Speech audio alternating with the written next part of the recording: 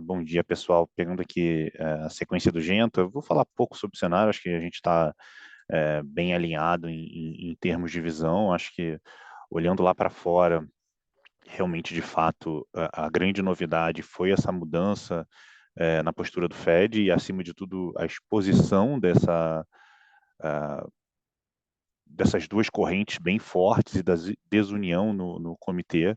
Acho que denota um pouco do cenário que vai ser um pouco mais confuso no ano que vem, é, já transformando isso em termos de posição. É, a gente já não tinha mais posição em moeda lá fora, a gente já tinha um tempo sem nenhuma posição vendida em dólar.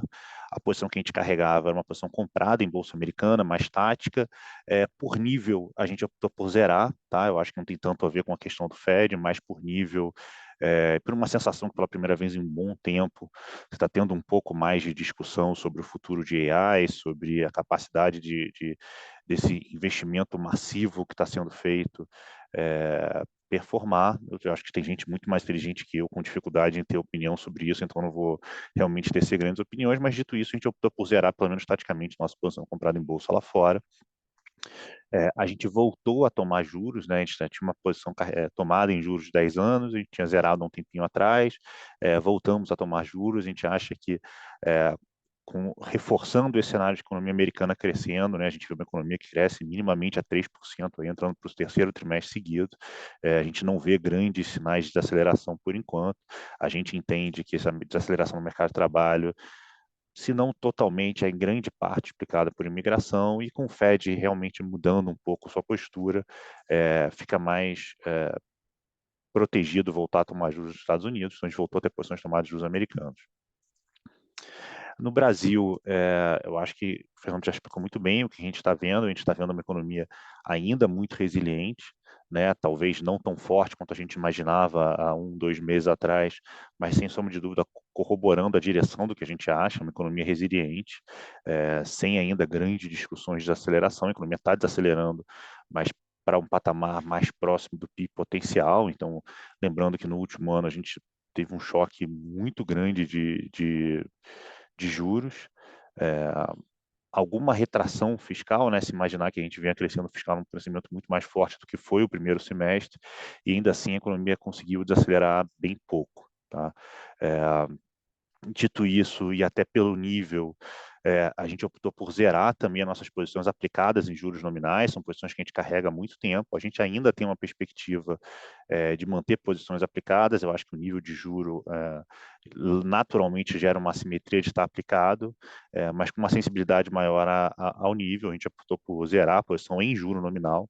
A gente mantém sim a posição em juros reais. A gente teve uma queda bem relevante da inflação implícita nas últimas semanas, então a gente até aproveitou um pouco para aumentar a posição em juros reais. A gente acha que o nível de inflação implícita no meio da curva já está muito assimétrico. Acho que o que explica essa assimetria, para mim, são três coisas. Eu acho que primeiro, a revisão de inflação no curto prazo, mas não deveria afetar tanto a inflação de 3, 4 anos à frente, como tem afetado, mas de fato tem.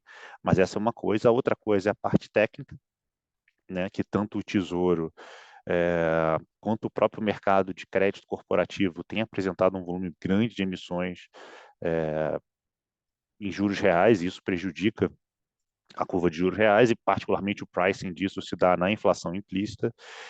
E uma terceira coisa é um medo de canetadas pré-eleitorais ao longo do ano que vem.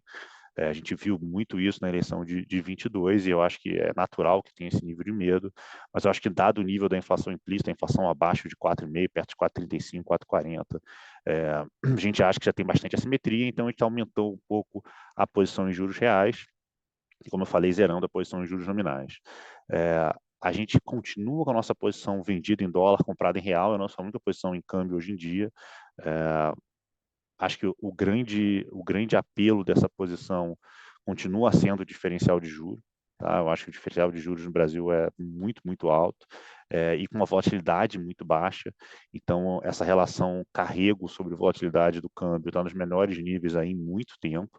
É, tem uma questão particular de que como a indústria de fundos caiu muito de volume, a participação do estrangeiro é muito mais relevante hoje em dia do que foi no passado, e ele naturalmente ele é um amortecedor de vol, né? O estrangeiro fica muito mais impactado pelo cenário externo do que pelas idiosincrasias aqui, como a gente gosta de olhar. Então, isso tem amortecido um pouco mais a vol do real e tem feito com que essa relação juro, carrego, volatilidade do real seja muito boa. Então, o real, na nossa visão, é um misto de uma posição de carrego muito boa, um cenário de juros durante um bom tempo elevado, um cenário externo ainda construtivo, a despeito dessa valorização recente do dólar, mas ainda acho um cenário de juros baixo lá fora. E, por outro lado, um pouco de pressão, a parte ruim que isso faz com que a gente tenha posições não tão grandes. A gente teve uma piora recente na conta corrente e, naturalmente, esse final do mês, esse final do ano, tem uma sazonalidade mais negativa, mais para o fluxo que para a moeda, né? Então, naturalmente, a gente sempre tem, ao longo dos últimos anos, um fluxo bem negativo ao longo de novembro, dezembro, outubro, novembro, dezembro. A gente não tem uma sazonalidade tão clara em termos de performance da moeda, né? Eu acho que às vezes esses fluxos são muito antecipados, etc.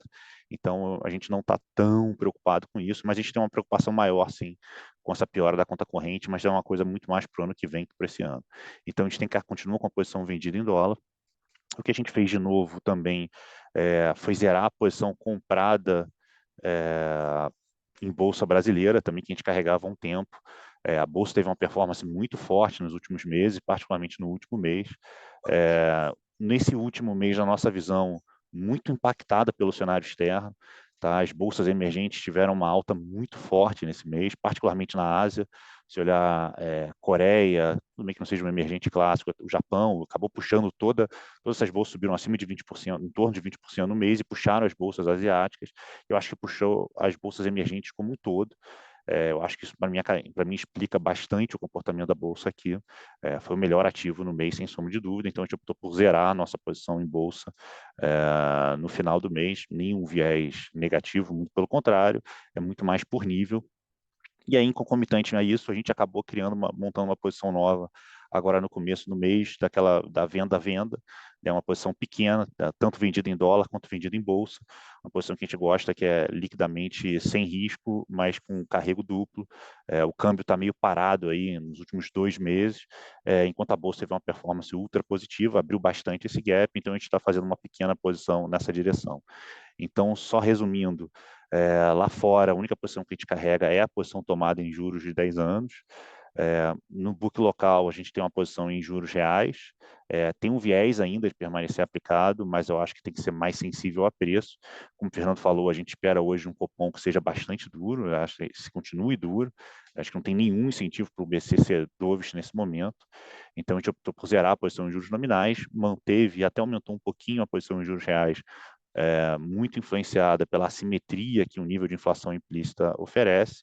Zeramos nossa posição em bolsa, mantemos a posição em câmbio e montamos uma posição nova, vendidos em dólares, vendidos em bolsa.